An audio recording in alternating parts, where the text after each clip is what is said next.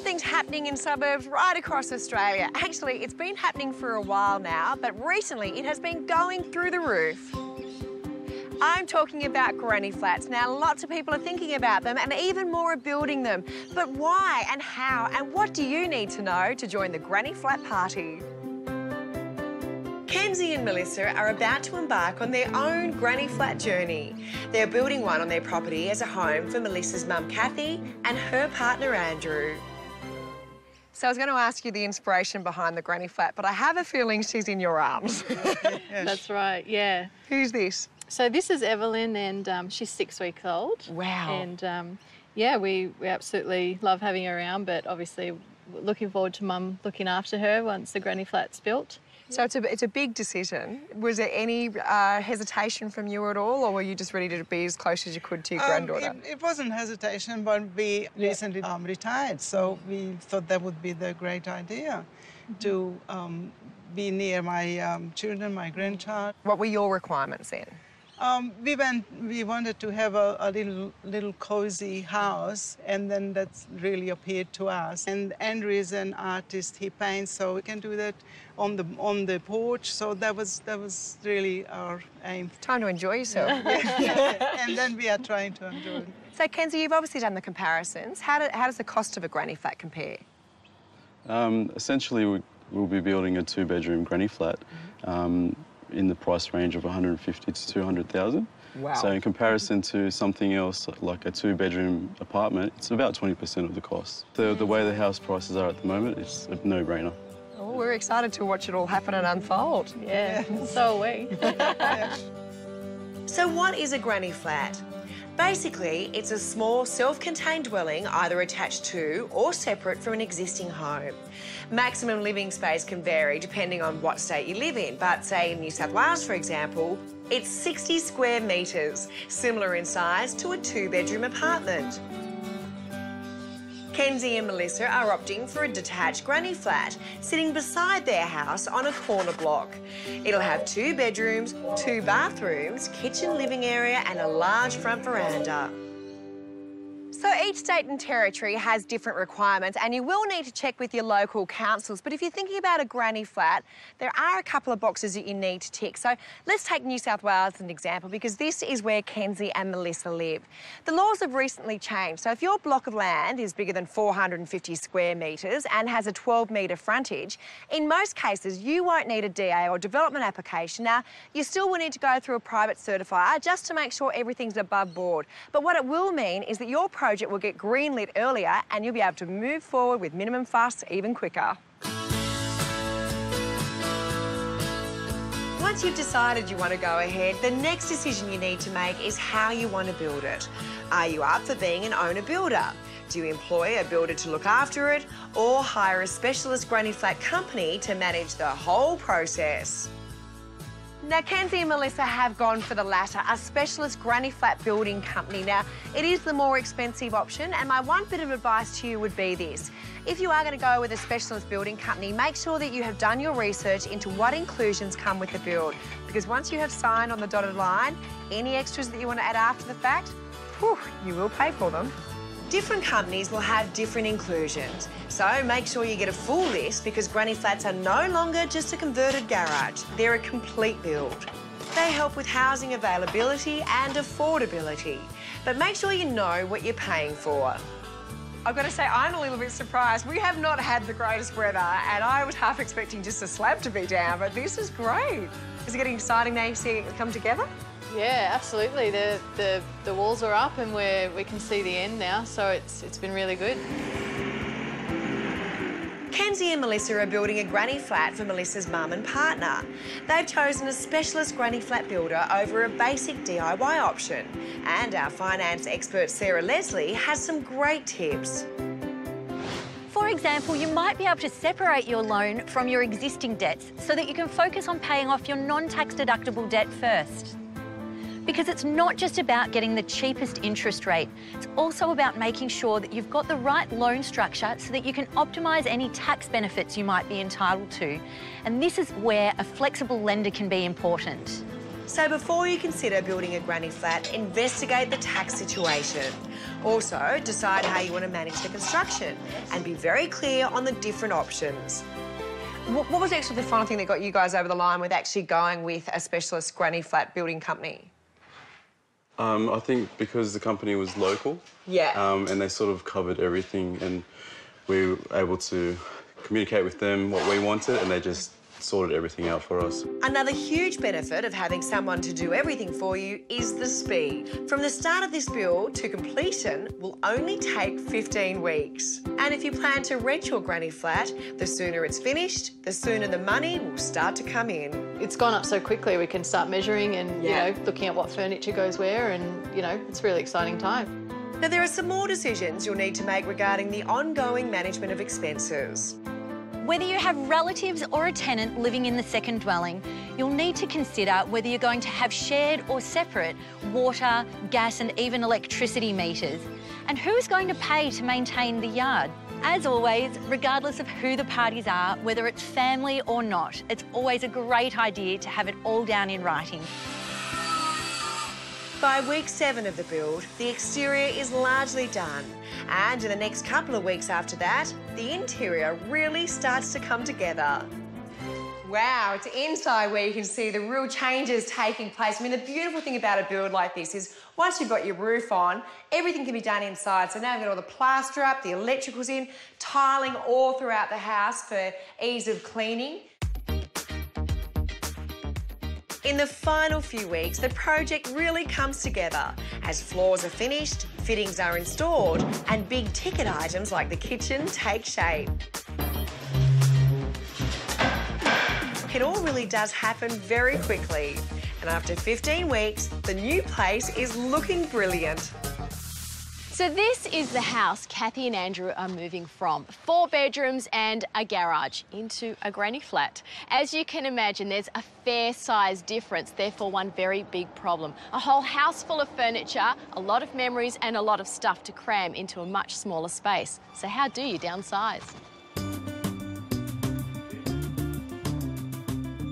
Now what we need to do is the hard thing. We need to decide what are we going to take to this granny flat? Because you've got a lot of furniture. I mean, I'm spotting the piano. Is that going? That's going. That's going, That's yes. not in the granny flat. Right, no, good, it's not, good. no. When you're downsizing, you just have to be so ruthless, don't you? You have to think, do I need it? Do I love it? Do I want it? Everything from that step in looks Mickey Mouse, but you step out here and it looks gross. So what we need to do is create a beautiful garden that's practical, gives you access to both houses and also a little bit of privacy. Even though everyone loves each other, you still need your own space. So I'm going to recycle the old path that ran straight through that veranda and use that as a border for the new path. I'm going to recycle this Bux's hedge here that used to be in a garden roughly where the lounge room is, and they've salvaged. And the advantage of both of them is they're free, but they're also going to give the garden a little bit of age.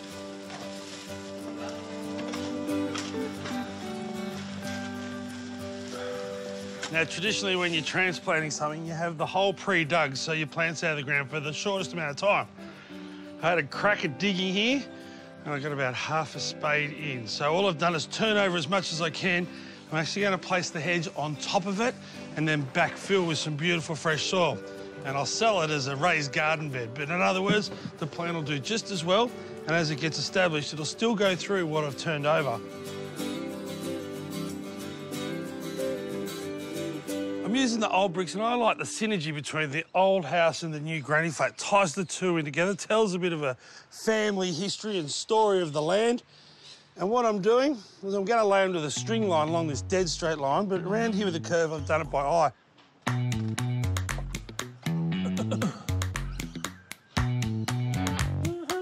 As a landscaper, lots of things have got more to do with aesthetics than getting it dead flat and level. If everything was dead flat and level, when it rained, the water wouldn't run anywhere, it'd just sit there. So I'm actually not worried about this being level. What's more important is if I lay them this way level, because aesthetically you're going to pick that up.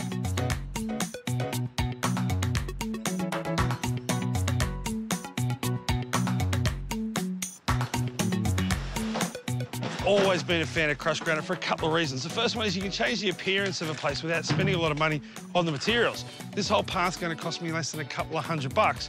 but it's the labour costs. If I was to pave this area, it'd be a couple of days' work for a couple of people, and then it'd cost you a couple of $1,000. This will go down in about 15 minutes with a couple of my mates on a barrow, me on a rake.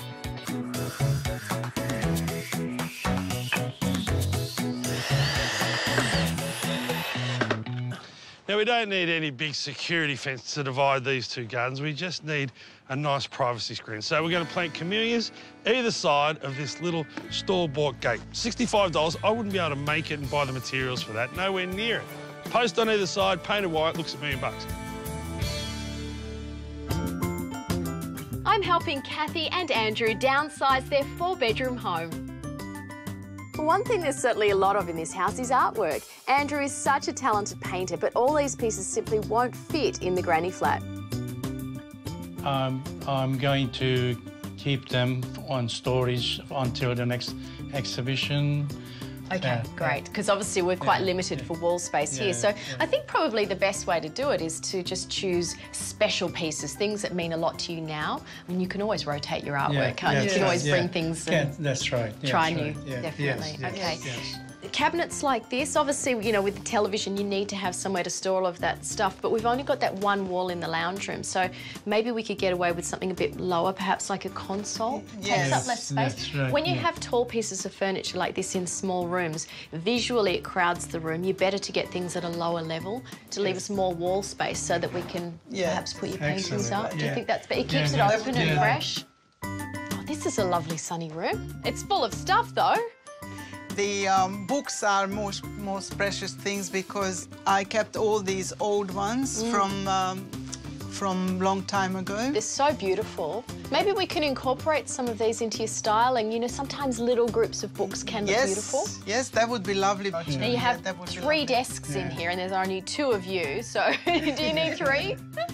No, we don't. We are only going to keep one, which I like very much. It's a good shape, isn't it? It's quite a sort of retro style. I like that one. Yes. So with decisions made on what's going to the granny flat, it's time to say goodbye to everything else as it's off to charity. Yeah. Okay, boys, take it away. Off you go. Bye. Bye. Bye, furniture. How you feeling, Andrew? You good? Feeling good, yeah. Yeah, it's okay. It's okay, yeah. Not sad? Well, a little bit sad about a few old things, but that's okay. Yeah. Now that we know what we're going to do with all of the furniture and bits and pieces, it'll be a lovely surprise if you guys can maybe allow me to have a little play. Yeah. Would you like that? Would you like me to help you with that? Yes. Cheerio! Yeah, bye! There you go. Well, next job. Yes. Most of the furniture that Kathy and Andrew decided to keep from their old place will go into the bedrooms. So that leaves me this main living area to play with. Now, obviously, this is a lot smaller than what they've come from. So this is going to challenge my downsizing skills. Wish me luck.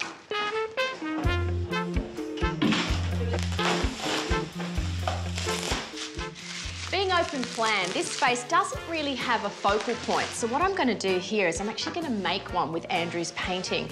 So here above the dining table is where this painting will sit. And the great thing about it, it's really modern in its style. It's got this great white frame so it feels open, light and airy. It's filled with colour, so I'm going to use this as my styling inspiration for the whole space.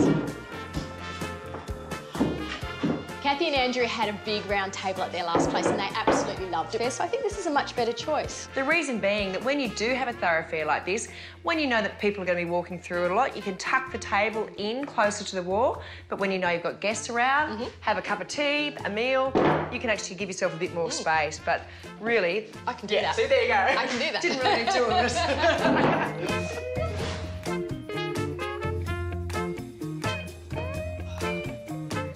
Gorgeous. Oh, this is it. This is the lounge. Compact. I know. Watch this. You know how short I am. 1, 2. That's pretty funny. That's with her gorgeous little legs. I could do it in 1. Ta-da. Righty. Is it heavy? No, it's not too bad. tell you what, I like the material. It's good, isn't it? Do you know, I think when most people are choosing a sofa, especially for a small space, do you know the legs are one of the most important things to check out on a sofa in small space living? Because if the sofa comes all the way to the floor, it kind of takes up more space visually. Yeah. Whereas having just this little bit of height just makes it look lighter and airier in the room. So the illusion of more space than you've actually got.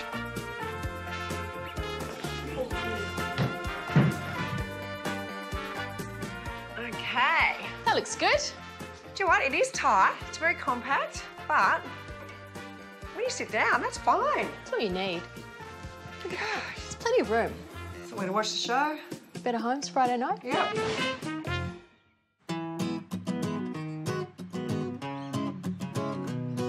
Now, if you don't know where to start when it comes to plant selection, the best thing to do is walk around your neighbourhood.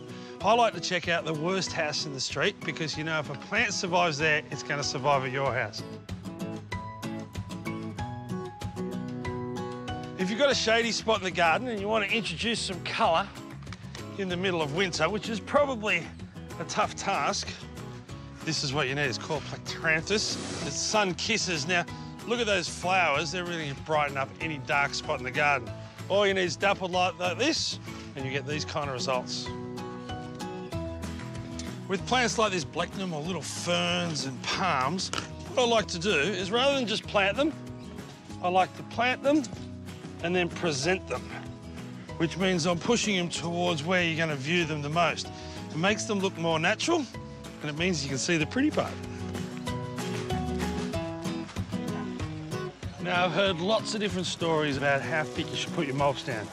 These days, it's about 30 to 50 mil, or in old measurements, about 1.5 inches. That way, when it rains, the moisture can get down to the roots, and there's plenty of oxygen as well.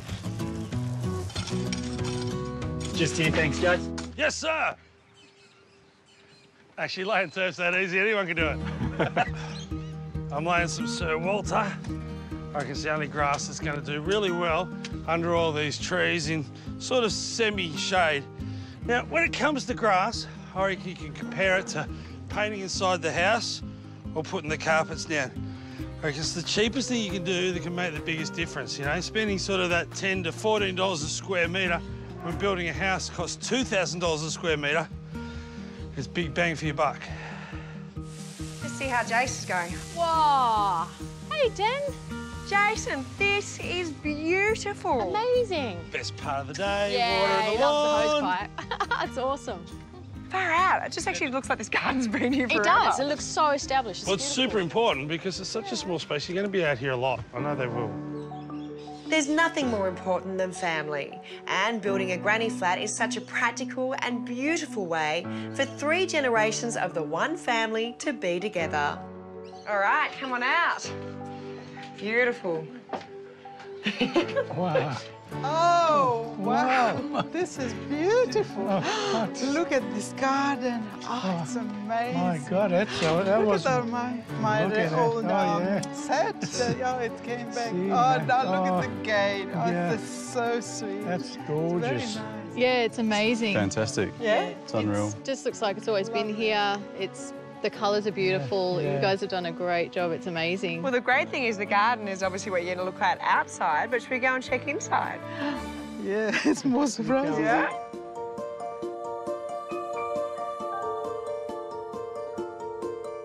Thank you. Oh, that is wonderful. Look at your artwork up on the wall. Unbelievable. And the Look at this. beautiful Oh, table. Jesus. A little... That's unbelievable. Not lunch painting on and the wall. breakfast, yeah. Oh, that is another artwork. Like, I'm sort of lost for words. It's just so brand new, everything. You can and cry. it's just, yeah. Well, come on through and have a look at your little lounge room. As well. Oh, look at this. Oh, this is nice. Oh, some things coming from my house, which I love dearly. Thank you very much for that. And you can jump up on these couch so many times. Yes. Yeah.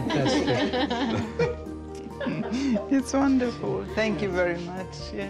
Oh, well done, and thank you for letting us actually follow the journey for all of you, because Yeah. I can't believe in 15 weeks this is the end result. It's really lovely. Yeah, in And such in a short time. Yeah, short time. Beautiful. Beautifully done. Yeah.